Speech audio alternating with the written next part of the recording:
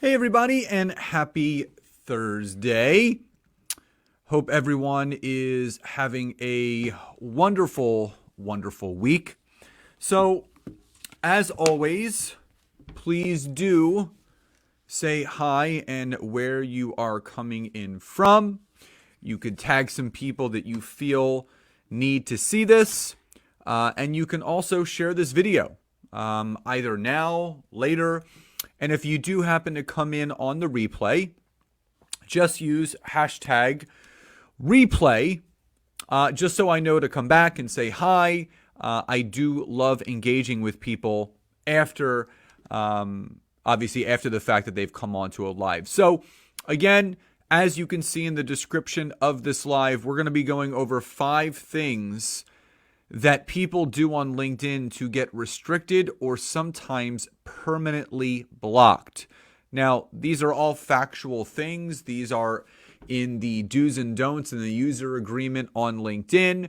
Some of these things are also through personal experience.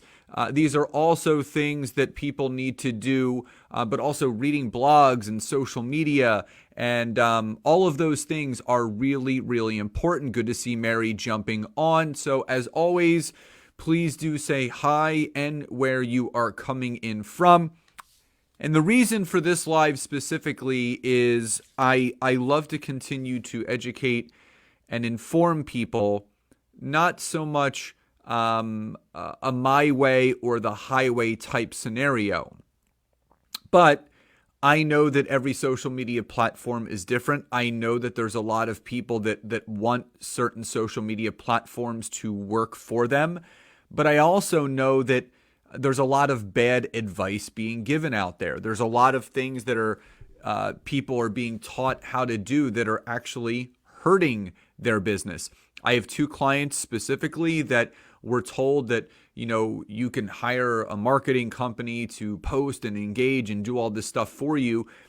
And both of their accounts ended up getting restricted, not because they didn't know, they were misinformed. So it's my job to inform all of you things that I've experienced personally that got me restricted, where I learned from that slap on the wrist, but also things that are just in the user agreement that are in plain sight that people just aren't paying attention to, trying to fly under the radar to not get caught.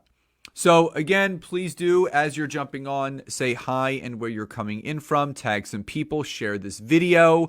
And if you're on the replay, hashtag replay. So the first thing that people do on LinkedIn to actually get themselves restricted or sometimes permanently blocked is they install software or a bot, AI, installed on your profile. And a lot of people do this is they get the recommendation by someone where they hire some marketing company or something like Duck Soup where you're attaching a third party to go in and act as you, connect as you, message as you. It clearly states in the user agreement that you are not allowed to have any sort of AI, automation, or bots installed, software installed on your profile on LinkedIn. Now, if they do detect some sort of automated software, you're literally dancing with the devil. You are running the risk of having your account not just restricted, but personally and permanently blocked for good. So for anyone that is getting the advice that they need to have some sort of automated software on LinkedIn to make it successful, it's just not true. LinkedIn was created for people to actually use it organically and in a way where you don't have to spend that much time. My clients know I teach a 20-minute a day method. That's it. You go on 20 minutes, do what you got to do, get off, and you're done. It's the best way to get organic engagement. It's the best way to really get the best results. So how would one know? I mean, so the easiest way to know if someone has software installed is when you connect with them, you get an automatic message right away. That's the first key thing. But the way that you know if you're going to get restricted or blocked is when you start trying to connect with people and they actually block you from doing that. You try to send messages, they block you, from doing that. And Omar said, what if there was an AI without no one knowing? Listen, LinkedIn knows everything. They are a technology company and they are a cybersecurity company. So Microsoft, which owns LinkedIn, they know everything that's going on. And here's the thing. If you want to try to skirt underneath all of this and you want to try to get away with it, by all means, try. But I will tell you more often than not, eventually you're going to get caught and you're going to get blocked. And the sad thing is, you may have to start your account all over again. You're going to lose all your contacts, all your conversations, all of your content, and it can't be brought back. So my simple advice is do it by hand. It's the best and most organic way to actually use LinkedIn. So that's number one. Number two, do not hire a VA or a virtual assistant to log in as you from a different IP address to do what you need to do on LinkedIn, meaning searching, connecting, messaging, producing content. So there is a way that you can do that and there's a way that you can't do that. So LinkedIn tracks your IP address, which is basically where you are logging in from. So long story short, Nancy and I, as we were scaling our business a couple years ago, we hired a VA that was going to go in to an account that we were going to add on to LinkedIn.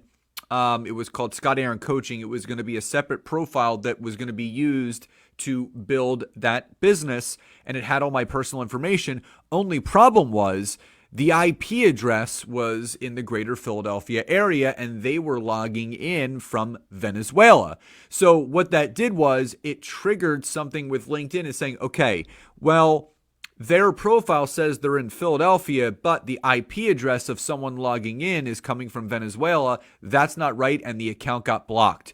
So we learned hands-on and literally personally that if you have someone logging in for you from a different IP address, that account will get shut down eventually. Now, the way that you can have it work is if you have a VA or an assistant that's in the same local area as you. So say you're a business owner from Philadelphia and you end up hiring a VA or an assistant that's also in Philadelphia. The IP address for the login is going to be the same, so it's not going to trigger anything. So if you have a VA that goes in and basically runs the back end of your business for you on LinkedIn, but you do some other stuff, that's how you can actually do it in an organic way where it's not going to disrupt things on LinkedIn. They track every single login from every single place.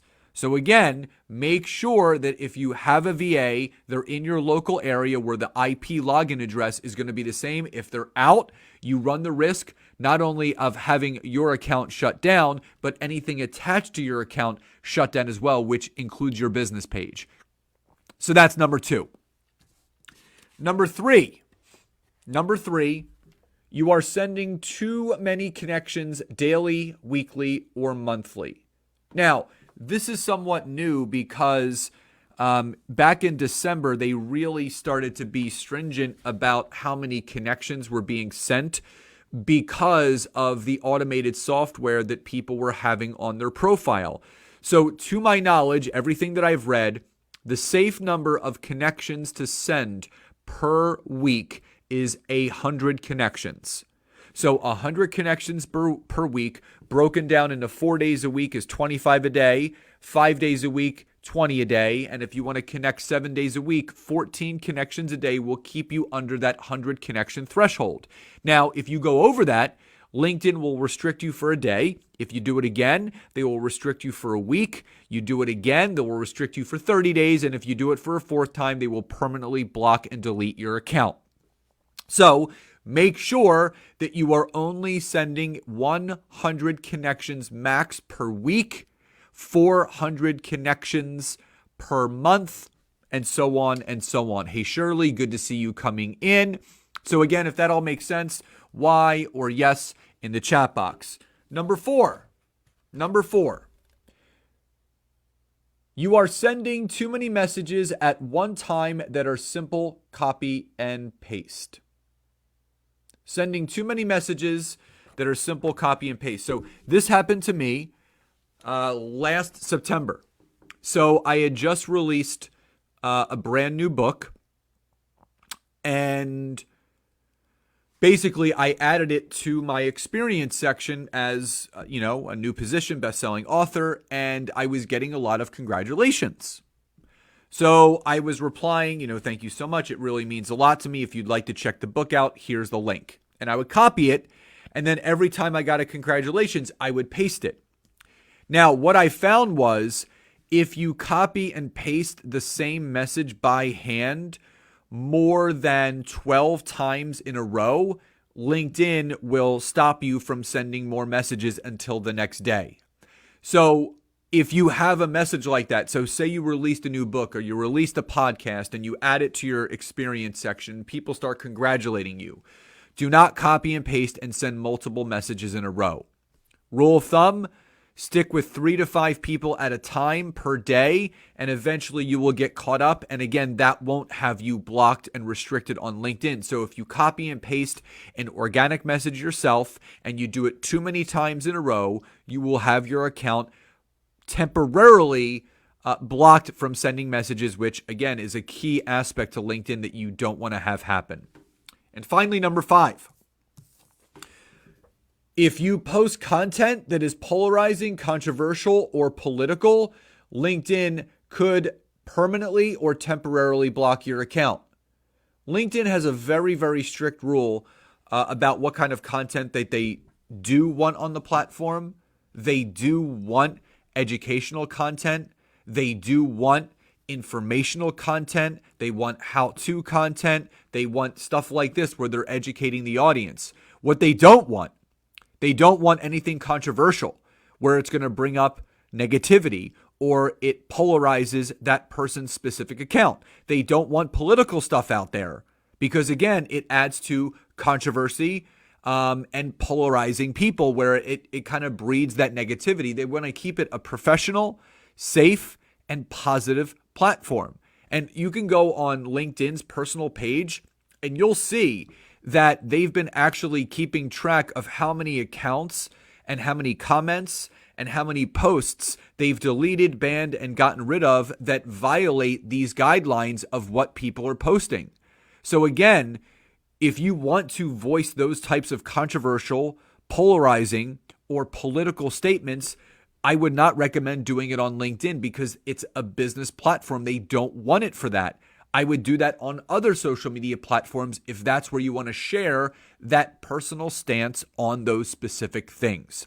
So remember, we want everyone to have a positive experience on LinkedIn. If this has helped, type Y or yes in the chat box. You can also comment below which one you need to start working on or getting better at, or tag some people, share this video. If you're on the replay, hashtag replay. So remember, do not have software attached to your profile that is connecting and messaging for you. Do not have a VA login from a different IP address that could get you blocked on LinkedIn. Do not send too many connections daily, weekly, or monthly. So you want to make sure 100 connections per week or 400 per month will keep you safe. Number 4, sending too many messages at a time that are simply copy and paste. Do not do that. That will also get you blocked. Also, don't post content that is polarizing, controversial, or political. You want to keep it uplifting, educational, and informative. So I hope this has helped. Everyone have a great rest of your day, and I'll talk to you next time. Bye, everybody.